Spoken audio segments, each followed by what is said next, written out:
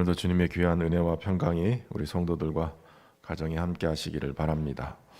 오늘 46장의 말씀은 바로 애굽에서 초청한 이 요셉의 이 초청과 함께 이스라엘 그 야곱의 일행들이 다 애굽으로 내려가는 그러한 과정을 그려주고 있습니다. 특별히 야곱은 이 모든 소유를 이끌고 브엘세바에 이르러서 먼저 아버지 이삭의 하나님께 희생 제사를 드리면서 예배를 하게 되어집니다.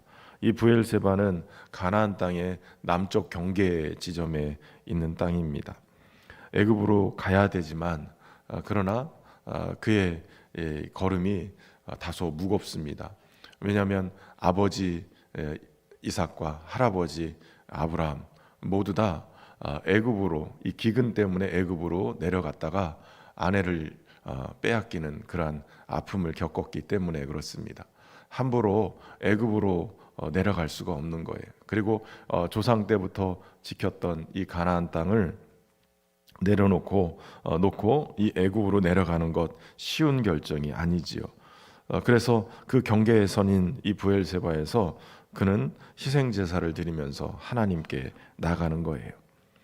그저 바로가 내려준 그 수레를 타고 그냥 빠르게 애굽으로 내려갈 수도 있었겠지만 그러나 서두르지 아니하고 삶의 가장 중요한 전환점인 그 자리에서 하나님께 먼저 예배를 드리는 겁니다. 어찌 보면 우리의 중요한 믿음의 태도가 이것일 거예요. 인생의 중요한 결정을 내리기 전에 예상하지 못한 상황들 속에서 그럼에도 불구하고 여전히 우리와 동행하시고 우리를 붙들어 주시는 그 하나님을 의지하고 그 하나님 앞에 먼저 묻는 것이 중요한 것이죠. 때로는 우리는 앞길을 알지 못하기 때문에 미래 앞에서 종종 두려움을 갖기도 하고 주저하기도 하고 너무나도 또 성급하게 결정을 내려서 잘못된 길을 가기도 합니다. 그러나 하나님은 우리의 생각과 또 우리의 계획보다도 먼저 앞서 가시는 하나님이세요. 그리고 무엇보다도 중요한 것이 있다면 내가 지금 하나님과 관계가 어떤 건가를 정확하게 점검하고 행동하는 것이 더 중요합시오.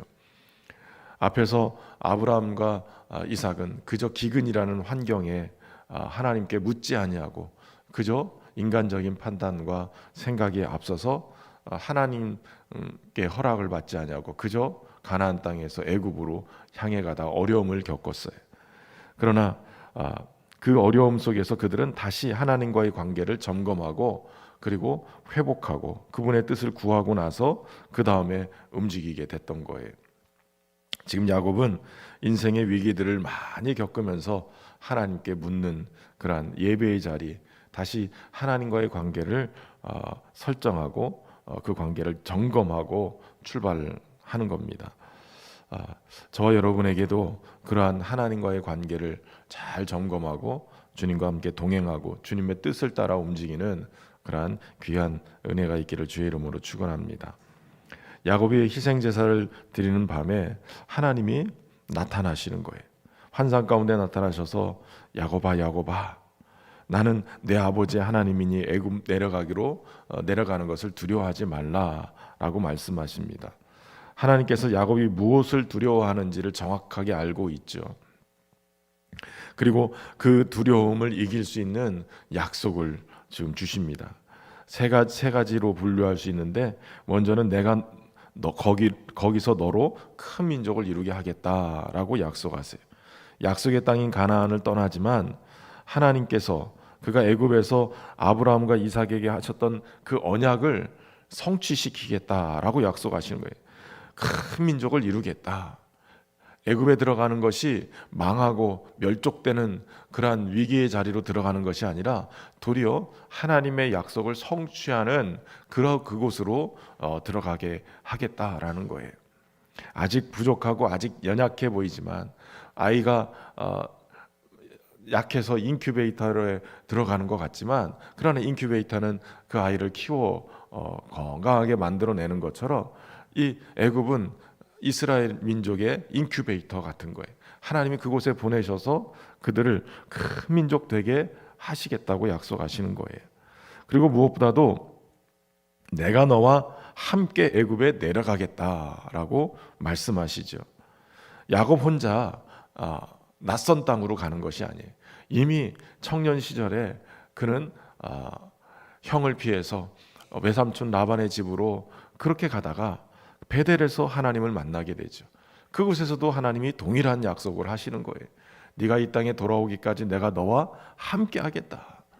내가 너로 하여금 그 하란 땅에서 고생스럽지만 수십 년을 고생하겠지만 내가 너와 함께하고 여기까지 다시 인도하겠다. 그 약속을 하나님이 신실하게 지키셨어요. 이제 또 새로운 이 애굽 땅을 향하는 야곱에게 동일한 약속을 하는 거예요. 내가 너와 함께 애굽에 내려가겠다. 어디를 가든지 내가 너와 함께 하겠다는 거예요. 여러분, 전능하신 하나님이 그와 함께 동행하시겠다. 그리고 하나님이 어느 곳을 가든지 함께 하겠다. 이 임마누엘 약속은 오늘도 예수님을 나의 구주로 영접하고 사는 모든 사람들에게도 동일하게 주시는 약속이에요. 주님이 우리와 늘 동행하심을 여러분 믿고 살아갈 수 있기를 주의 이름으로 축원합니다. 그리고 반드시 너를 인도하여서 다시 올릴 것이다. 애굽에서 잠시 머물다가 다시 가나안 땅으로 돌아오게 하겠다라고 약속하시는데, 이 약속은 당장에 이 야곱의 시대에 일어나질 않아요. 그러나 400년이 흐른 후 온 이스라엘 백성을 모세를 통해서 애굽 땅에서 건져내시고, 그리고 가나안 땅, 젖과 꿀이 흐르는 약속의 땅 가나안으로 인도해 가시는 거예요.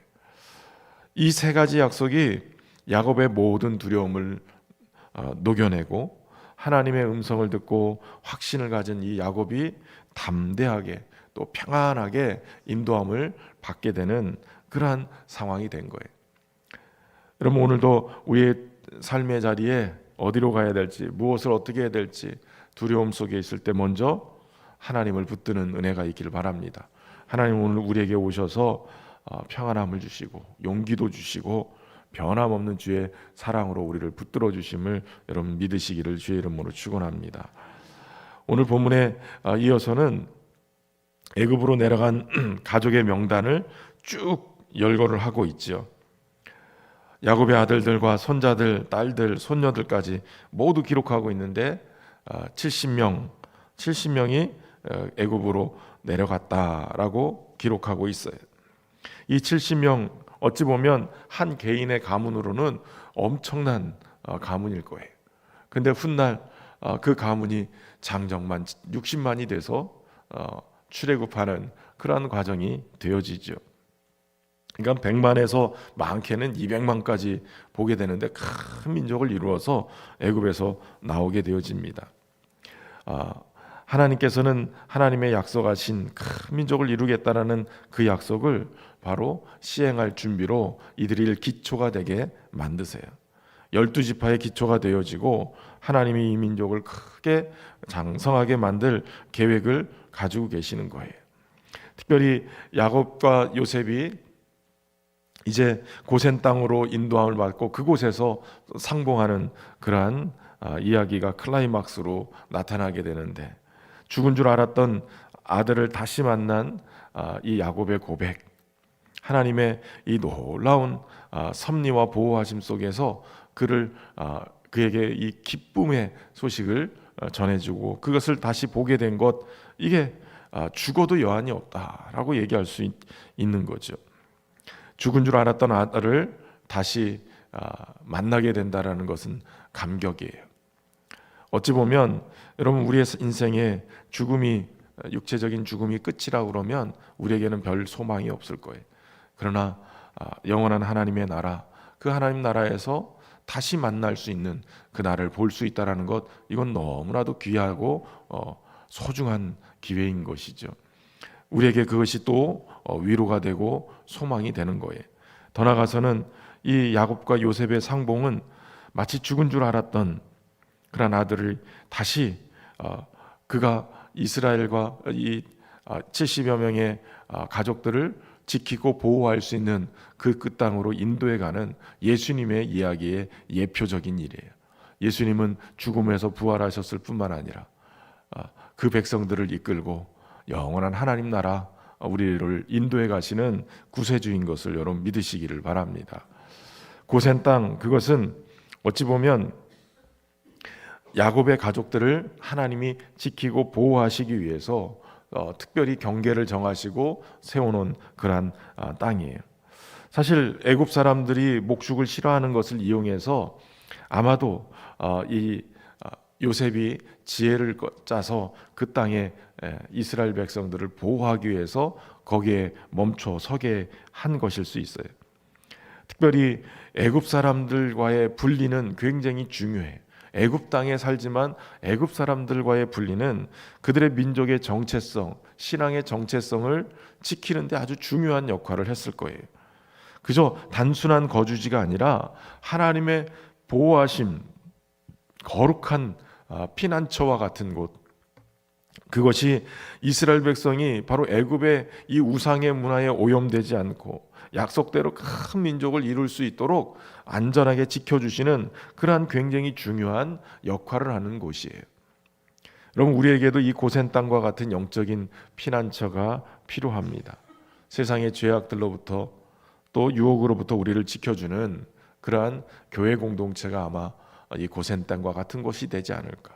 또 하나님의 말씀, 그리고 기도의 삶, 이런 것들이 우리의 인생의 고센 땅과 같은 곳이 되어야 합니다. 그리고 우리 사랑방 모임이나 이런 곳이 고센 땅처럼 어찌 보면 세상의 문화로부터 우리를 보호하고 말씀 안에서 우리가 우리의 믿음을 지킬 수 있도록 만들어가는 아주 중요한 장소가 되는 거예요.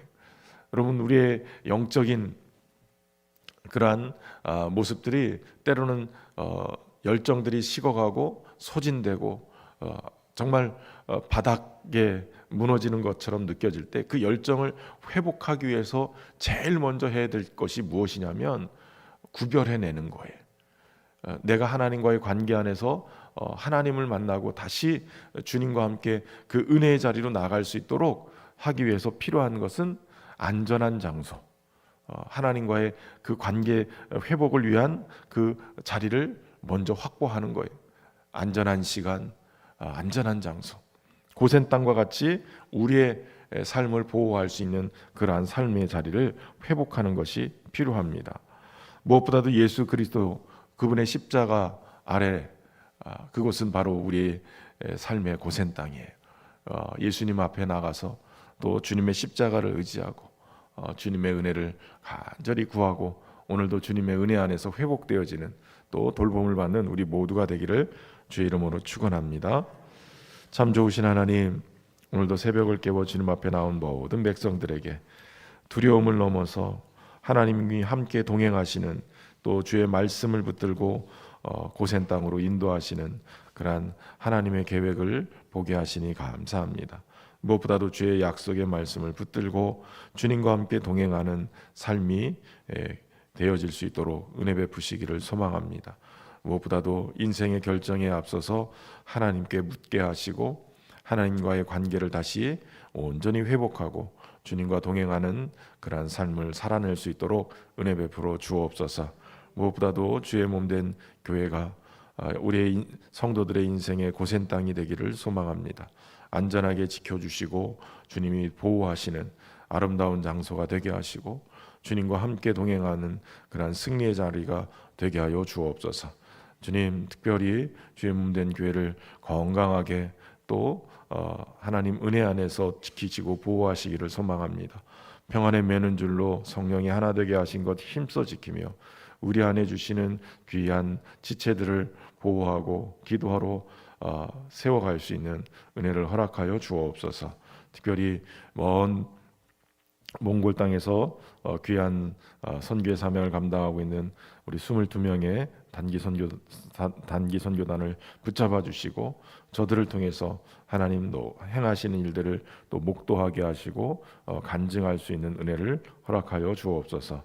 특별히 CIP 캠프에 참석하고 있는 우리 아이들 은혜로 함께 해주시고 더불어서 함께 기도의 귀한 사람으로 설 수 있는 은혜가 있도록 축복하여 주옵소서. 우리 청년부 수련회도 앞두고 있습니다. 우리 청년들이 청년의 때 하나님을 깊이 경험하는 은혜가 있게 하시고 인도하여 주옵소서. 오늘도 정성을 다한 귀한 예물 올려드립니다. 부족함 없이 채우시고 무엇보다도 기도 제목 담아 싸우니 하나님 응답 주시되 하나님의 선하신 뜻이 아름답게 열매 맺을 수 있도록 은혜로 같이 하시고 인도하여 주옵소서. 우리 오늘 새벽에도 우리 성도들이 각양각색의 기도 제목을 가지고 간절한 마음으로 주님 사모하며 기도하는 모든 기도 제목에 하나님 응답 주시고 역사하여 주옵소서. 가장 좋은 일로 좋은 것으로 채우시는 하나님 신뢰하며 믿음으로 승리하게 하여 주옵소서. 우리 가운데 함께 하시는 주님 감사드리며 예수님의 이름으로 기도하옵나이다. 아멘.